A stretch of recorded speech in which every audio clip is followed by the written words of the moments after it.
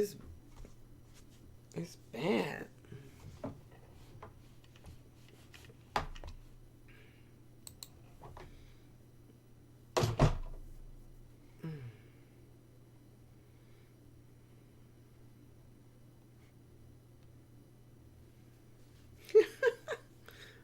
Jeez, I hope y'all didn't see me over here primping.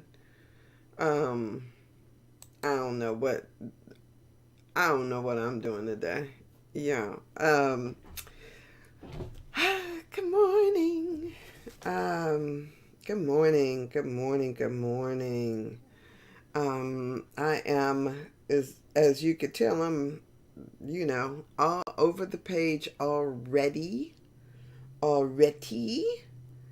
And good morning though so far. I this morning um ooh, oh I, da, da, da. So much going on today. So much already. Had a good conversation with my brother. I sent him a text because I hadn't talked to him. And instead of texting me back, he was like, he just called. And so that was a good, it's always good. It's always good to talk to any of my siblings. We are close and always trying to love up on each other and all that good stuff. So it's always good. And then I'm going to a funeral this morning. You may have heard me say that yesterday. So been texting with some of my classmates, elementary school or whatever school, and so that's an ongoing chat and just trying to be just trying to make it do what it do. So it's just been a good but busy morning. And yeah, and it's going to be a great day. So how are you? um let's see, I got so much that is on my mind today. In my meditation, it was really interesting to me. Anyway, the question came up about what am I doing? What am I doing? What am I doing here, even? And I had to wrestle around with I had to wrestle around with that kind of idea for a while. The question about what's my intention for this, what's my intention for my life and for the world, what am I contributing? All of those things are things that were playing in my mind. And I don't know that others, I don't know about you or whoever, but I don't know if others are as do I want to say hard or pointed or intentional with their life and what they're doing as I can be at times. There are days when I can reconcile myself to say that I am showing up and doing this or doing ministry work or whatever. But if I am in my little silo, if I'm in my comfort zone, am I really? That's the question. And what would it take if I found out that this was not enough? Or whatever, if I found out that, then would I then be able or willing to stretch outside of my comfort zone to to do something different or something else? And so these are questions that came up in my meditation today, and I had to seriously contemplate that for a little while. What does it look like? Like, is this what, is this what, I should or could be doing? Is this the best use of my time and attention and all those good things? So, and part of that too is that I am starting to take a class to become a yoga instructor, which will, which will mean that my Saturdays change, my Saturdays and Sundays change, um, a few times a month. And so, what does that look like? And what then becomes my priority? What is the best use of my time, energy, talent, all of that stuff? How do I incorporate that into my life? So, and even as I am contemplating that, there are other things that I am also trying to do. Um, so, so it's, it's all of that that is playing on my mind at the moment. And I'm really thinking about that. And I'll tell you that a friend of mine's popped into my mind during my meditation, who just went on a mission trip, and some of the things that he saw while they were on the trip, on his trip, I know for me would have changed my perspective about how I show up in the world, and whether or not I believe that on a world stage my voice would matter. And so as I thought about him, and what he shared with me, and how that might alter my vision, um, even viewing things secondarily, um, through his eyes, has caused me to rethink about what I'm thinking about. So, um, so there. So that's the kind of stuff that's playing on my mind. Should I scrap all of this stuff and pursue a political life, or should I, Mother Teresa became a servant in Calcutta. She was dealing with people on that level. Is that my calling, or is it to use my voice, or is it to try to push for change? Is it activism? All of that stuff becomes the the the questions that I ask of myself. What am I doing? And is it enough? And so this morning I'm pondering those questions, and will let that guide me through um, this Lenten season, more than likely. Today I will be missing um, my Lent class, and but the prayer work that we're doing in that cocoon is really about setting intentions about what happens from in life, not just in the you know 40-50 days of Lent, but what happens in life that alters the trajectory or the course. um yeah, so all of that is part of the scenario. So it's all of that is working. All of that is working, and it'll continue to work on me, and color the perception of what I have going on. So I am going to this is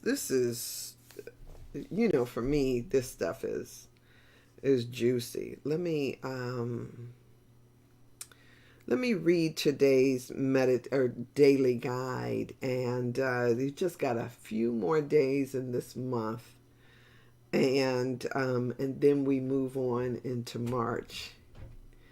Today is the 25th, and on Tuesday it'll end this month. I've got a lot of stuff coming up, a lot of things on my plate, and I'm excited about it. So this one is called Inspired Instigation. Inspired Instigation. And the first quote that he uses comes out of Genesis 2 and 7. Remember, these were written by Reverend Raymond Anderson. He says, and the Lord, this is from Genesis, and the Lord formed the man of the dust of the ground and breathed into man's nostrils the breath of life. And the man became a living soul. And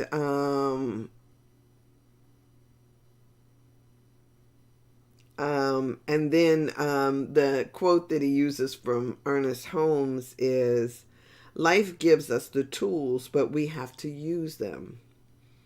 It is from the mountaintop of spiritual communion that we receive the inspiration. And we must keep the channel free and clear. We must provide a way for the ideas of spirit to flow into our minds and out into what we are doing. And that was from Ernest Holmes, The Power of an Idea. And so this is what Reverend Raymond wrote. Each day we have 24 hours to instigate, to put into motion a particular course of action. Newton's first law of motion states an object at rest stays at rest, and an object in motion stays in motion unless acted upon by an outside force. Rather, rarely do we take the time to inquire of ourselves, what is inspiring me to act or behave in this manner? What inspires me to communicate as I do? What inspires me to believe what I believe? Now, this, like I said, is Reverend Raymond's writing, and it's so interesting because he kind of implies that all of us are like that, right? Like he says, rarely do we take the time to inquire of ourselves. And it's such a general statement, to say. Now, y'all may know I do this daily. I take a deep dive daily. And so, so it is, from my perspective, sometimes these questions are interesting. His insights are interesting. And I don't know, but I don't want to presuppose that I know what is on your mind. I'm just telling you what's on mine. I tell you what's on mine instead of acting as if I know what's on yours. So let me finish reading this, because I like to share these with you. He says, we would be well served if we were to pause and identify what inspires us, what breathes life into us and causes us to live our lives as we do.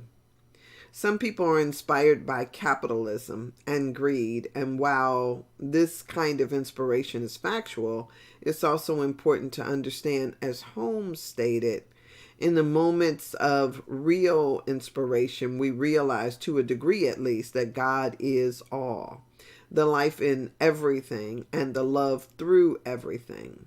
Real inspiration aligned with principles, aligned with love, aligned with God, cannot be rooted in any systemically harmful paradigm or consciousness. Metaphysically, he says, we understand that Adam as becoming a living soul because that which is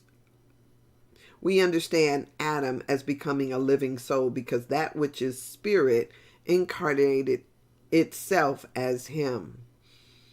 God breathed itself into being, or we could say the universe inspired life, which is precisely what we are invited to do today. Breathe life into a new course of action that changes the course of humanity and the various conditions we as a species continue to perpetuate. That's what I just said before I read this, right? The affirmation: I am an inspired instigator. I set in motion greater experience of peace, compassion, unity, interdependence, and equity.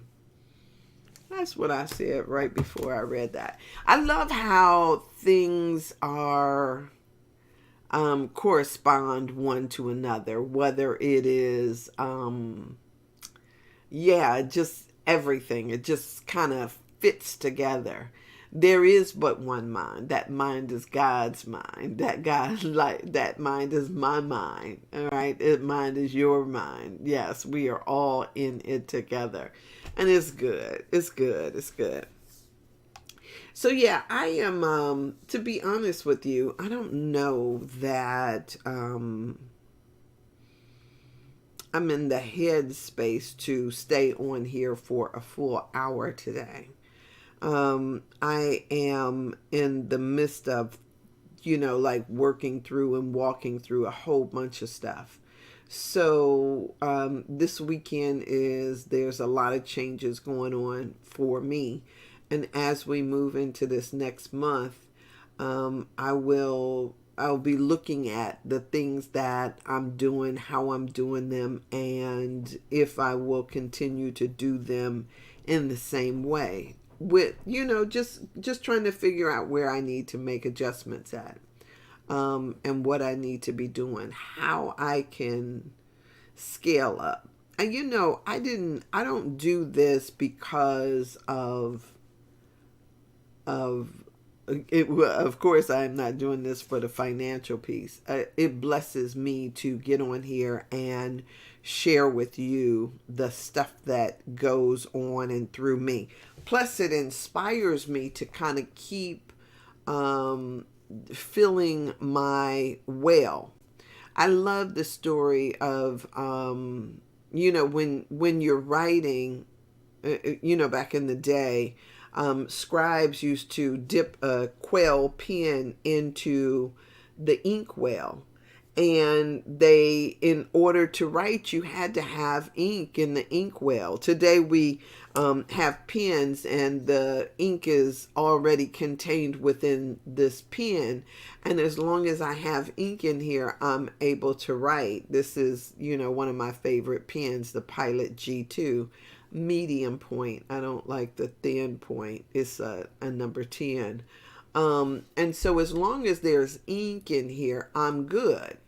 But the moment the ink runs out, I no longer have anything to use to write with, unless, of course, I get more ink. And so there's this idea of filling your well, or keeping your oil well full so that you can write.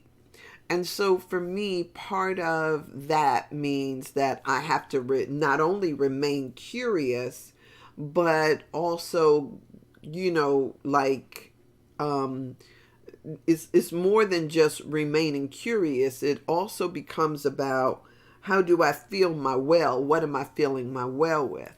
And so if it is books or movies or essays or some other type of thing, whether it's meditation, whether it's ministry, whatever it is allowing the process, putting something in so something can come out. So in processing, there's a lot of times that, we might have the desire, I or you or whoever, we might have the desire to look away. Like, that's not for me. There's a lot of stuff that goes on in the world, like the war in Ukraine. A lot of people are galvanized by that. They are mesmerized and paying attention to it.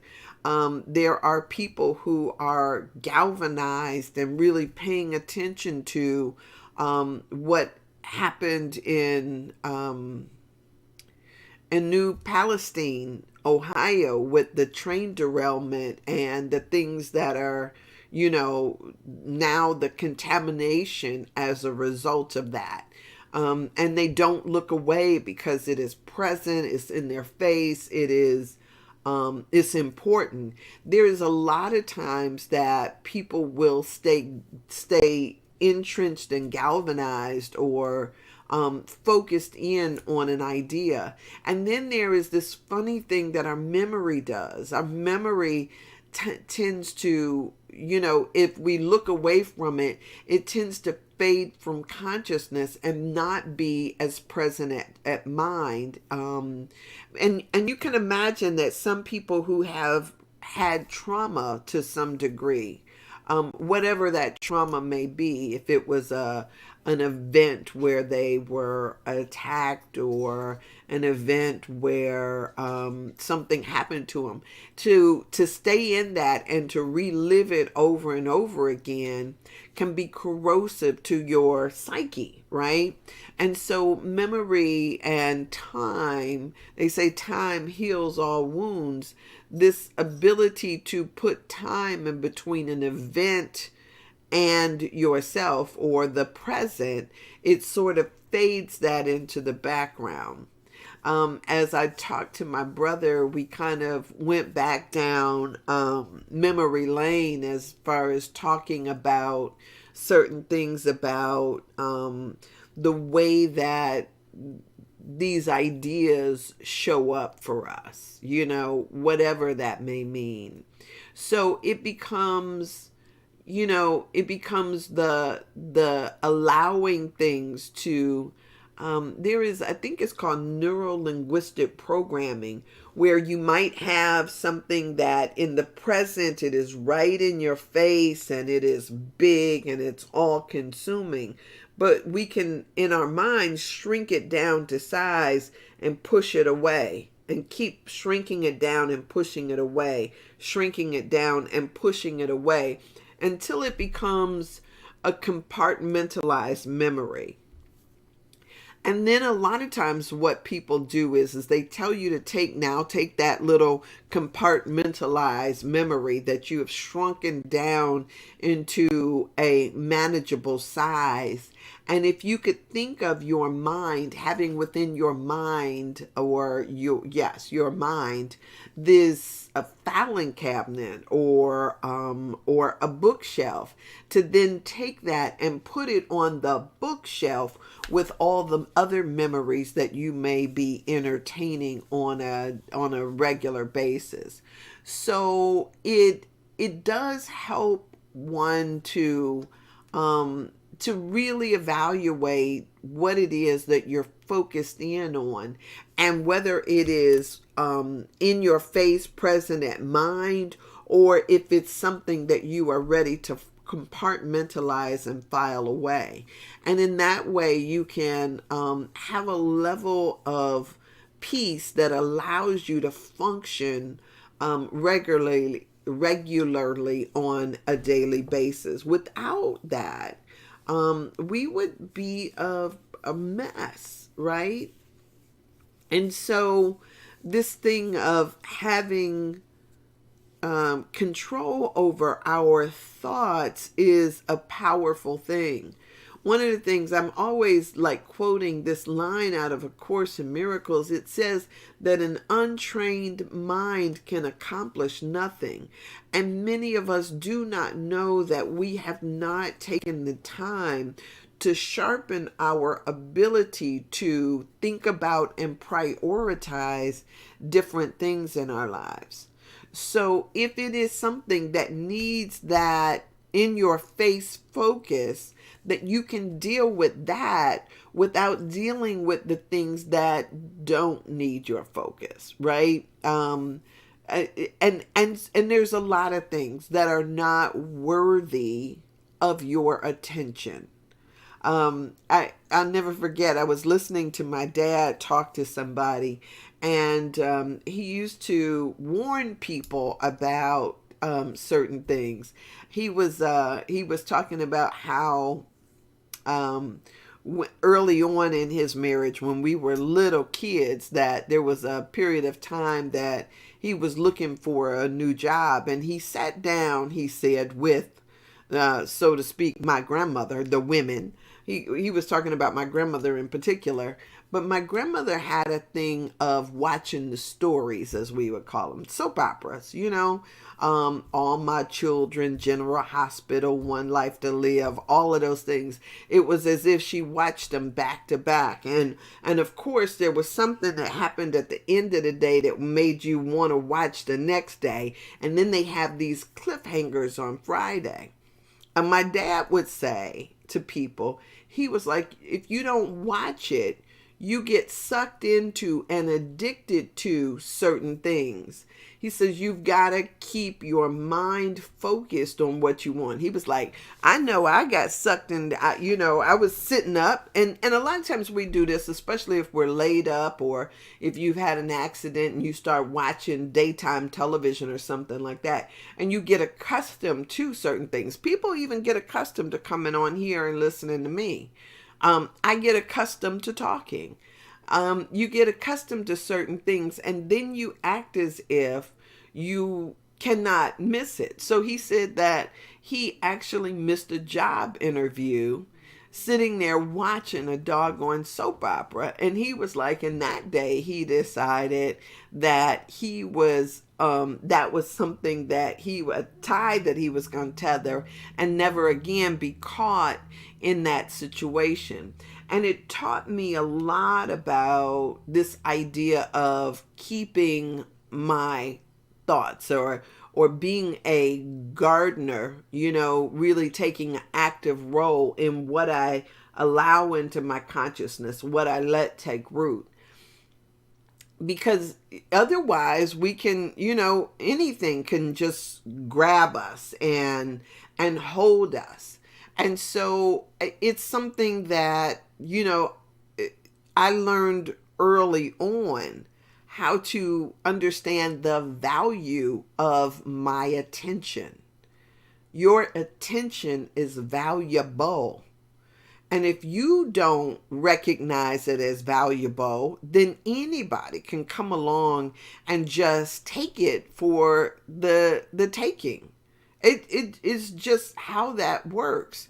And so if I look at it and I say my attention is valuable, then I don't get caught up in watching things that don't serve me. I don't get caught up in giving myself over to and this is no shade on anybody, but there are people who sit and play mindless games all day. Now, I have started playing Wordle. I am now doing some of the word games because I also recognize the importance of keeping your mind sharp with problems and challenges. Doing my niece's homework helped me realize that, when we talk about these synaptic nerves and how they need to fire, that sometimes if we're not careful, those things just seem like they just kind of shrivel up and die from misuse. It's like any other type of thing. If things that fire together, wire together. And if you're not using them, if you're not like challenging yourself, then those things just kind of die. So I had to think to myself, well, what do I want to, in my brain, in my consciousness, what do I want to cultivate? What do I want to keep going? And so I started playing this game that challenges me to think or to see what is not there. Wordle comes across to me like Hangman does. Like, I'm going to give you, you figure out, I don't give you any clues, but from these couple of letters, you got to figure out what the word is. It's cool. 7 little words is another one that I like. And now that I've been exposed to algebra again, like how do I get an algebraic equation in there every week? Or, I've thought about, maybe I should go and tutor somewhere, because it is something that I've figured out is so good for me. It's one thing to read a book, but it's another thing to to crack something. When I don't know about you, but when I was younger, my grandmother used to keep a puzzle, one of those, 500, 800 piece puzzles on the table all the time, and she had newspaper under it, or cardboard, and you would go in, and a lot of times we would come into the house and mindlessly go in there and just pick up a piece and start looking for where the piece goes, because first you would do the boundaries on the outside, and then you begin to fill in the pieces.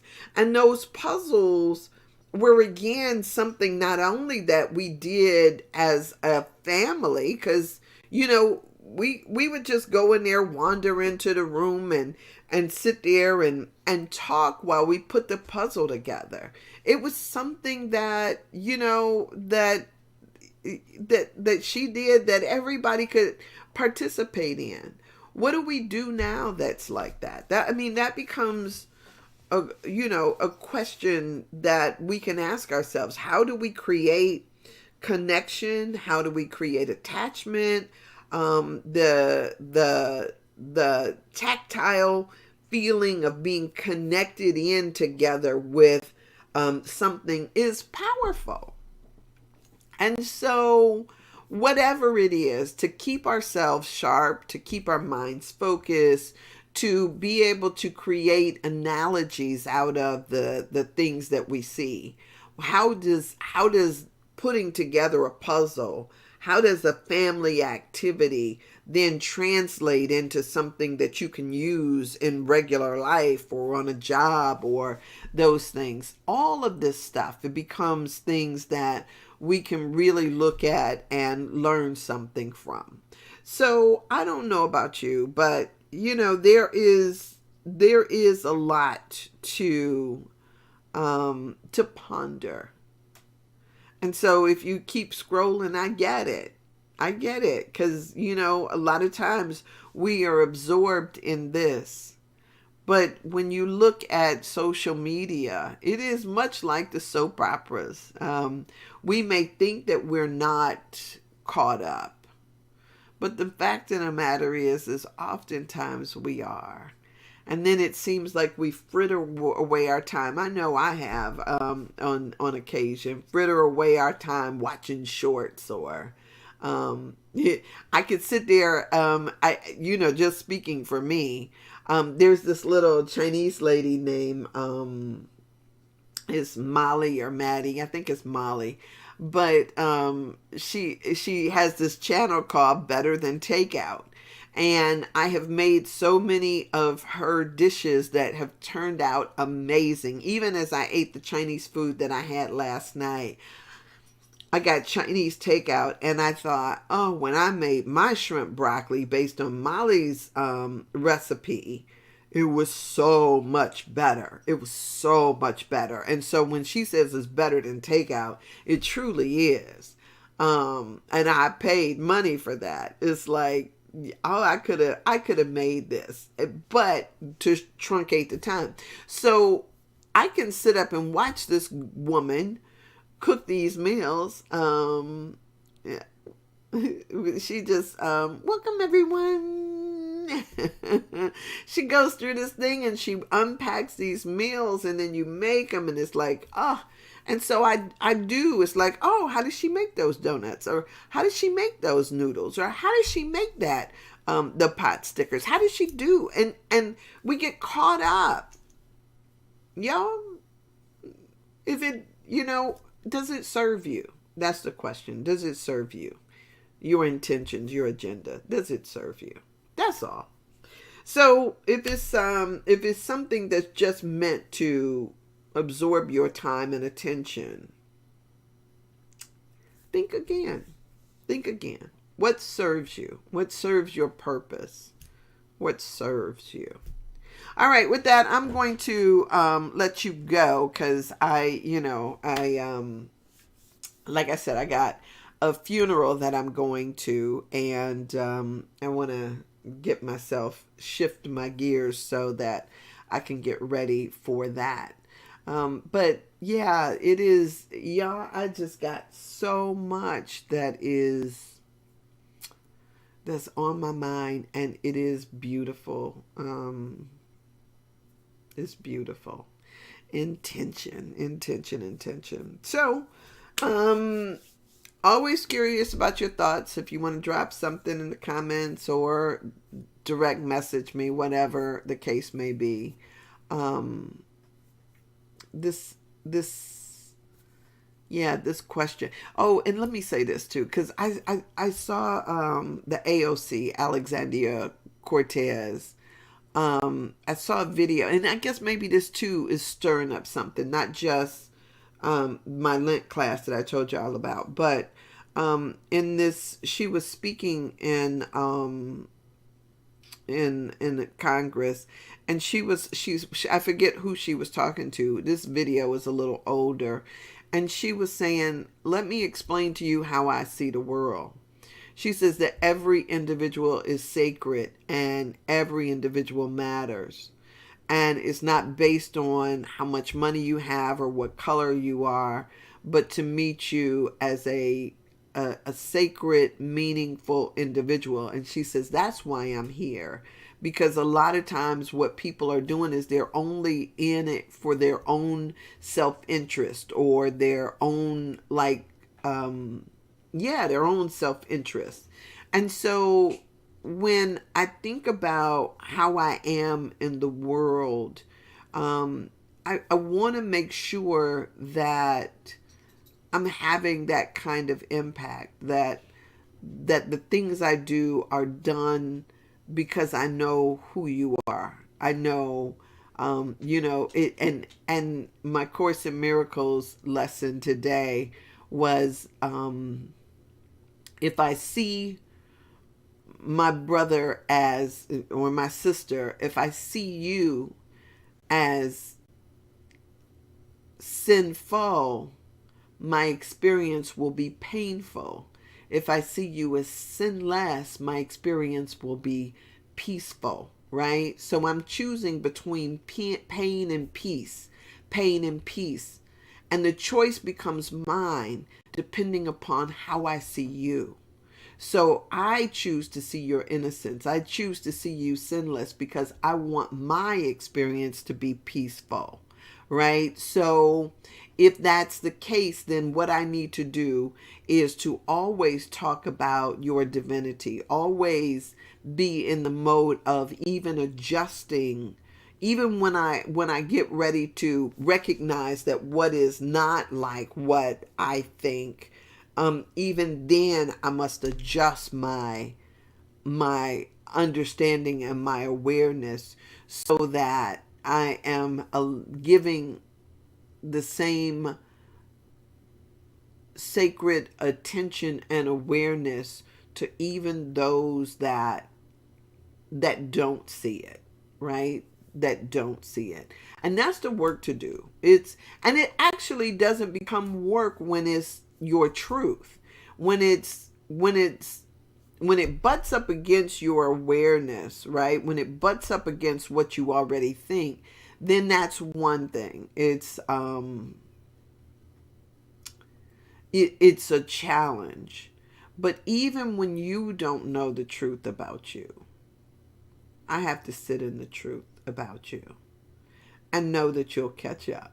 All right. You are love. You have never been disconnected. Your life is light and you deserve the very best. That there is just everybody here, even as we participate in this one life that is God's life, that life is your life.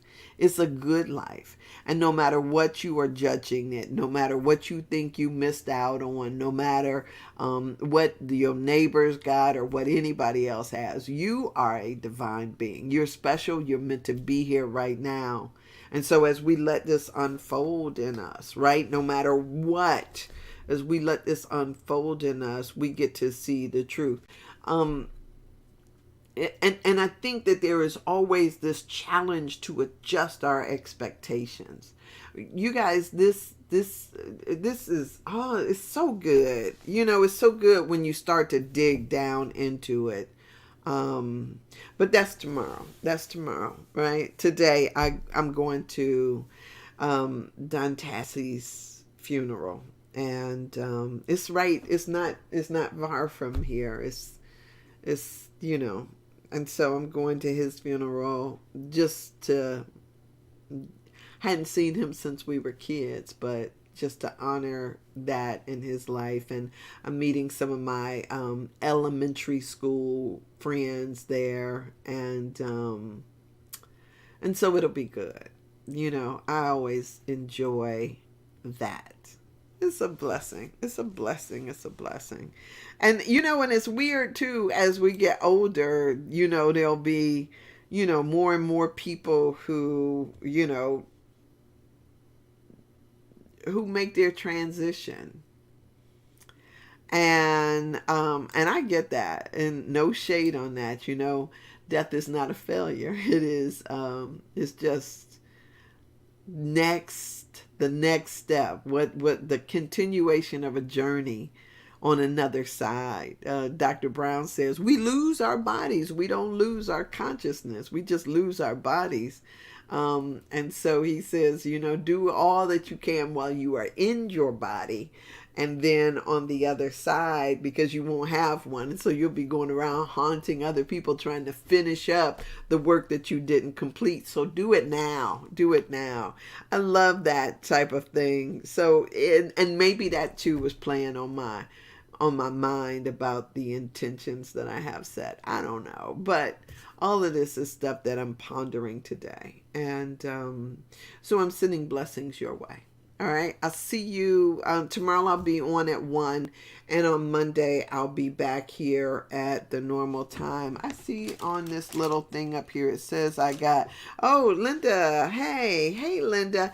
Yeah, Don Tassie King is gone. So, yes, may he rest in peace. All right. Blessings to you. And if you're coming, I'll see you there. It's right up on, it's up on 116th, and so if you're coming, I'll see you there. If not, I'll see you when I see you. Blessings to you. All right, have an amazing day. I'm about to turn off the light instead of